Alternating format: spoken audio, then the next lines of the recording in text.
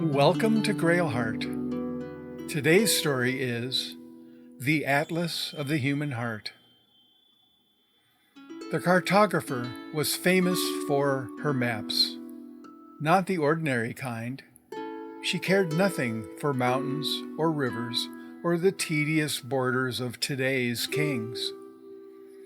Her passion was the hidden geography of human feeling. For decades, she had charted the terrain of joy and sorrow, of longing and hope, until her magnum opus was complete, the Atlas of the Human Heart. It was exquisite.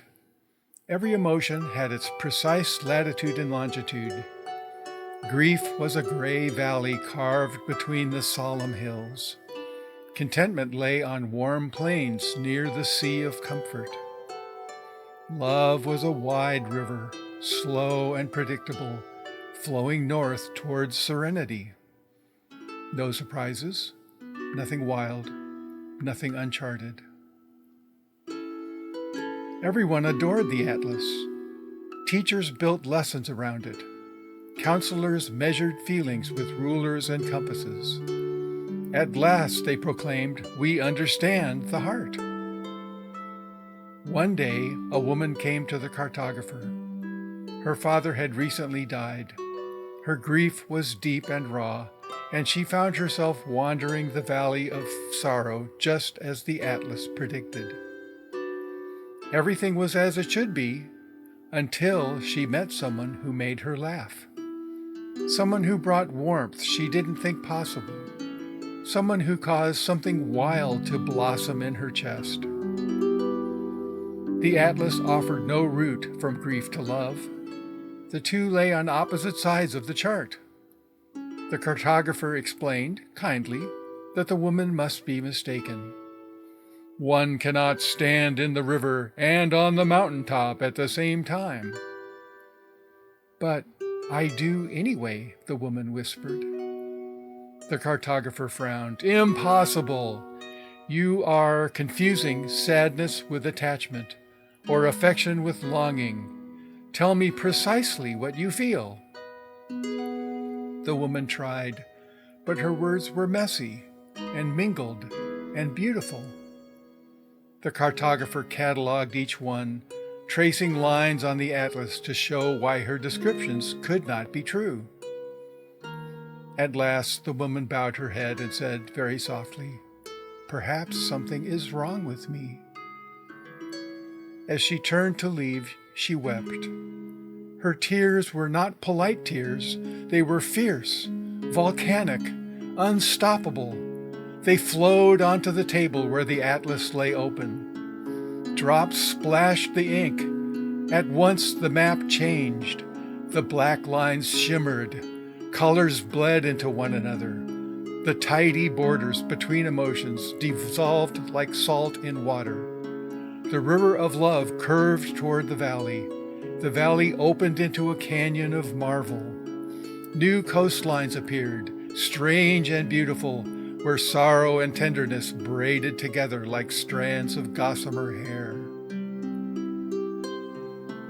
The cartographer stared in shock. Her system, her perfect system, was dissolving. She tried blotting the ink. She tried redrawing the lines. But the more she fought, the more the atlas bloomed with impossible landscapes, mountains of nostalgia, bittersweet forests of wonder, thunderstorms of joy that rained tears of sorrow. She realized the atlas was not breaking, it was awakening. The next morning, she called the woman back. "I have a confession," the cartographer said. "My map was too small." The woman looked uncertain. "For grief?" "And for love," the cartographer replied, and after a long pause, "for everything." The cartographer spent the next year revising the atlas, but not by adding more lines or stricter boundaries. She left blank regions, vast and wordless, where she only wrote, "Cor incognitum," the unknown heart. She had discovered that every human heart was shaped slightly differently, with its own ravines and rivers, its own miracles and contradictions. Her atlas, once a monument to control, became a testament to mystery. People still came to consult it, but now they left with wonder instead of certainty. They learned to expect the unpredictable.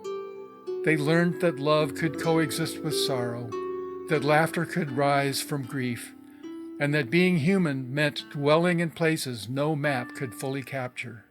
And sometimes, if one looked closely, one could see places where tiny drops of ink had blossomed into constellations, stars charting a sky where once there had only been blank paper.